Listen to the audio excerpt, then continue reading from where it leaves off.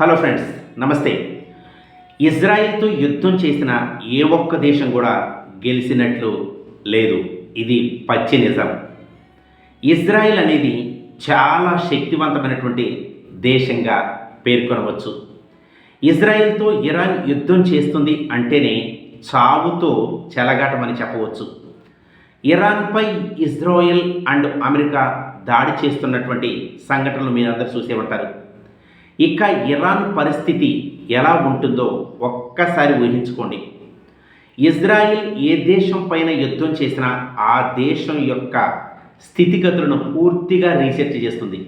పూర్తిగా దాన్ని గ్రౌండ్ లెవెల్లో రీసెర్చ్ చేయడం జరుగుతుంది. అలా రీసెర్చ్ చేసి ప్రధానమైనటువంటి ప్లేసులు ఏంటో గుర్తిస్తోంది. అలానే ఈ యొక్క ఇరాన్ పైన మెయిన్ ప్లేసెస్ని టార్గెట్ చేస్తూ 5 ప్లేసులను బాంబుల వర్షంతో కురిపించి 5 ప్లేసులను ధ్వంసం చేయడం జరిగింది.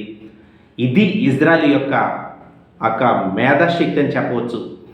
ఇప్పటి వరకు ఇరాన్లో 5 ప్లేసులపై దాడులు చేయడం జరిగింది. ఇరాన్ రాజధాని అయినటువంటి టెహ్రాన్పై కూడా దాడి చేసింది ఇజ్రాయెల్.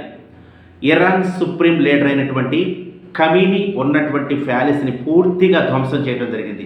పూర్తిగా డిస్ట్రాయ్ చేయడం జరిగింది. అయితే ఈ యొక్క ప్యాలెస్లో ఖమీనీతో పాటు అతని ఫ్యామిలీ మెంబర్స్ మొత్తం కూడా ఈ ప్యాలెస్లోనే ఉన్నట్లు గుర్తించడం జరిగింది. ఈ ప్యాలెస్ పూర్తిగా ధ్వంసం అవటం జరిగింది. ఈ యొక్క ప్యాలెస్ ధ్వంసం అవటంలోనే ఖమీనీతో పాటు ఖమీనీ కుటుంబం టోటల్గా మరణించడం జరిగింది. ఆ ఖమీనీ కొడుకులు కావచ్చు, కోడళ్ళు కావచ్చు, ఇతరత్ర వాళ్ళ బంధువులు కావచ్చు, ఎవరైతే వాళ్ళ ఫ్యామిలీ మెంబర్స్ అందరూ ఆ ప్యాలెస్లో ఉన్నారో ఆ ప్యాలెస్లో ఉన్నటువంటి ఖమీనీతో పాటు ఖమీనీ ఫ్యామిలీ మొత్తం కూడా మరణించడం జరిగినట్లు వార్తలు వెలువడుతున్నాయి. అయితే ఈ యొక్క విషయాన్ని పూర్తిగా ప్రచురించకముందే, పూర్తిగా అధికారికంగా తెలవకముందే ఇజ్రాయిల్ గ్రౌండ్ లెవెల్లో ఆ దర్యాప్తు చేసి ఎవరు చనిపోయారు ఏంటనేది పూర్తిగా రీసెర్చ్ చేసిన తర్వాత తెలిసినటువంటి విషయం ఏంటంటే, మరి ఇరాన్ లీడర్ అయినటువంటి ఖమీనీతో పాటు వాళ్ళ ఫ్యామిలీ మొత్తం కూడా చనిపోయినట్లు తెలుస్తోంది. ఇలా టార్గెట్ అనేది మిస్ అవ్వకుండా ఫస్ట్ని మెయిన్ ప్లేస్ని టార్గెట్ చేస్తూ మరి ఆ యొక్క ప్లేస్ని మొత్తం డిస్ట్రాయ్ చేయడం అంటే ఒక్క ఇజ్రాయెల్కి మాత్రమే సాధ్యమని చెప్పొచ్చు.